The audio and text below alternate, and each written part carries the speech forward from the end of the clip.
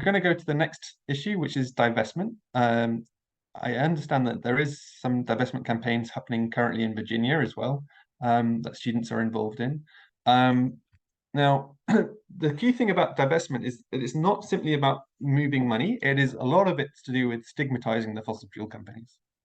And again, this really powerful paper by Fergus Green, again, a social scientist, looking at how by divesting from fossil fuels, we can create new social norms that kind of stigmatize fossil fuel companies.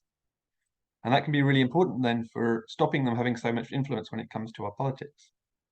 So what Green concluded was that the divestment movement, with its moralized anti-fossil fuel frame, has in a very short time enhanced public discourse on climate change, increasing the traction of both anti-fossil fuel messages and more mainstream liberal climate policy responses in public debate.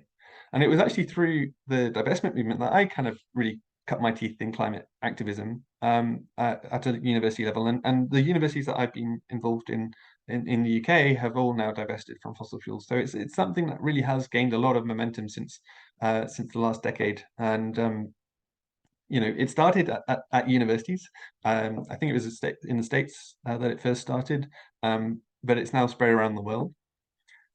It's inspired then other groups and communities to do likewise, right? So this is some churches that have been divesting from fossil fuels too.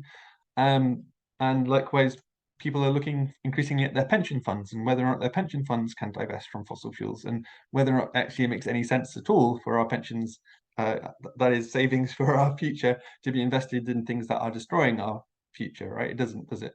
So I think, increasingly these groups and communities are forming either through their local communities or through their workplaces or through their universities and schools to organize and campaign on these issues. And we've seen this huge exponential growth in the number of organizations that have divested from fossil fuels, and increasingly it's actually having a very large amount of money being moved and redirected from fossil fuels, which then has to be reinvested elsewhere.